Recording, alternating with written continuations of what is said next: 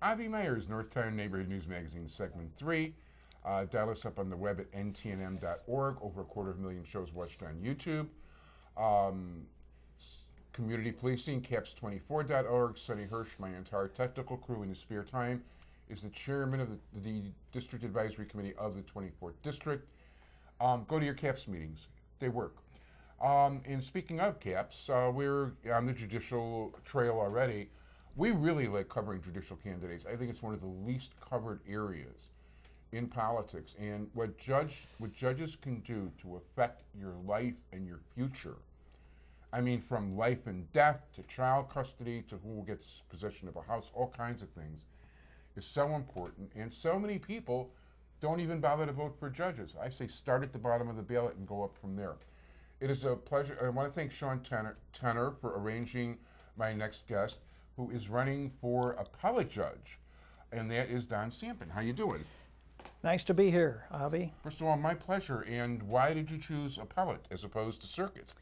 Well, most of my practice is in the appellate court. Ah. And I've handled cases at the appellate level throughout the country, and both not only here in Illinois, but in New York and California and Florida, Washington, Iowa, and other places. So I'm a member of the appellate group in my law firm, which is the Clausen Miller Law Firm in downtown Chicago. And the most significant portion of my practice is at the appellate level. So why don't you tell us about your background?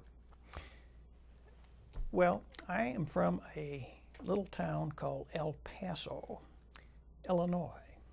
I've been there. No. I used to do high school basketball games right after high school. I was a play-by-play announcer in high school for high school basketball teams, and I've traveled through we never did a game in El Paso, but I've traveled through it on the way to other places. Well, you know where El Paso is then, and most Yeah. people don't. And it's a little town down near Bloomington, Illinois. Yeah. And we have all of 2,500 people, and it's maintained that population level for the last 80 years, I think. And Not bad, even though Marty Rod, well, this song was not about the one in Illinois. No, Okay. no, it wasn't. My It favorite wasn't. country song, by the way. Well, it's a nice song, but whenever I say El Paso, people think Texas. Yeah. My parents owned a hardware store there, so I grew up having to put up with a lot of bad hardware store jokes, but somehow I overcame that. Yeah. And I went to college at Northwestern in Evanston, and then I stayed on at Northwestern to go to law school. And I've been in the Chicago area now for about the past 40 or so years. Wow. So I feel like I'm almost a native of the Chicago area. You don't look your age at all. Well, I thank you. Thank you. I don't know what you think my age is, but I've been around for a while. I've been around the Chicago area for a while and practicing law since 1975, so that will give you an idea of what my age is. Yeah. We're close to the same age. Oh, okay.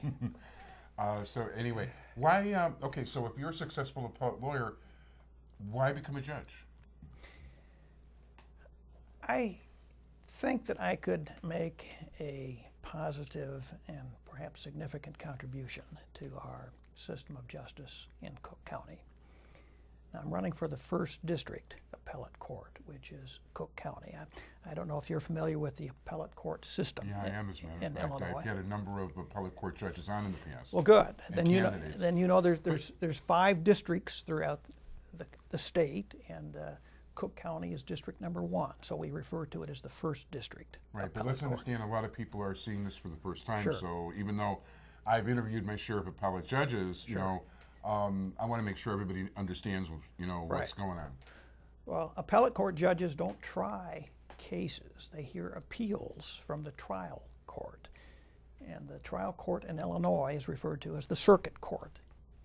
Some states it's called the superior court, some states it's called the district court, but in Illinois we call the trial court the circuit court.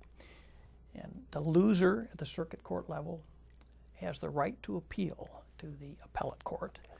And then the loser at the appellate court level can seek permission to appeal to the Illinois Supreme Court. So the appellate court, though, is where most of the appellate court activity takes place in Illinois. And the First District Appellate Court has 24 justices on it. We call them justices, not judges. No particular reason for that, but that's what we call them. And they decide more cases in the First District Appellate Court than all the other districts in Illinois put together. And the judges are broken into panels. They are. They sit, as you know, when they hear a case, they sit in panels of 3. And so 3 cases review the proceedings at the circuit court, the trial court level, and decide if the circuit court judge was correct. Yeah, and I mean, I'm going to leave out names. I know I've had people like Judge Reyes on and Judge Gordon who are appellate court judges, but and people who run for it, like Marguerite Quinn, who's running again for appellate court judge. I've been told basically that there's an awful lot of writing and studying as opposed to. It is the role, the duty of the job of an appellate court justice is to read what happened at the trial court level, and then hear oral arguments by the attorneys that appear before the justices, and then write an opinion. So 95% of the job is reading and writing. So you have to know the alphabet. Yeah. Good line. That's definitely important. It's not like, it's not like traffic court where you're doing like 96 cases in half an hour. No, it's not a high volume type job. It's a relatively low volume type job, and that requires a lot of thought and a lot of ability to write coherently. Well, you certainly sound like an extremely studious person. So. Well, thank you. No, listen. So basically, okay. Now you're not really allowed to campaign. So I mean, not the way a regular politician would. So how are you going to, go out and meet people? I know Sharon Tenner will help you out some. There's no question. But well, judges do campaign. The way the system is set up in Illinois is that in order to become a judge, most judges have to run in a contested election once, and then once he or she is elected, then the next time when the term is up, the judge runs on what we call a retention ballot, and that's just a yes or no ballot. The judge does not have an opponent. Voters just decide if they want to retain the judge or not retain the judge, and they're almost always retained. Almost everybody votes yes. I don't know why that is, but it's been years. As a matter of fact, the way it is. People want to check our website. We have Michael Strom, who's an expert in his own right, actually went through a whole analysis, and it was pretty interesting. I'll send you the link afterwards. Good. I'd like to see that. It was very interesting. I mean, people, it's definitely different. Let's put it that way. But let's talk about you in the meantime. We've got about a minute to go, so let's talk about you. Well, I think it's important for the viewers to try to find out a little bit about the judicial candidates and not just go out and vote for people based on their last names, which is frequently what happens. And one way to find out about the judicial candidates is to review the Bar Association findings about the candidates. That's crucial. It is. And there's about 8 or 10 bar associations that review the credentials of judicial candidates. The 2 most important associations, bar associations, is the Chicago Bar Association and the Chicago Council of Lawyers. Those 2 organizations typically spend the most time and the most in-depth analysis in reviewing credentials of judicial candidates. 100% agreed, no question about it. One thing I want to point out here too real quick is what you said about names is so correct. In the last few years, there's an O'Brien who's a Filipino. There's a Cohn who isn't Jewish. It goes down the line. You can't really tell who's somebody. There's a Smith who's Jewish, and that's not a Jewish name. There have been instances of judicial candidates changing their name in order to be more attractive on the ballot. That's exactly right. And Irish names seem to be very popular. So when they change their names, they usually change it to an Irish name, and that.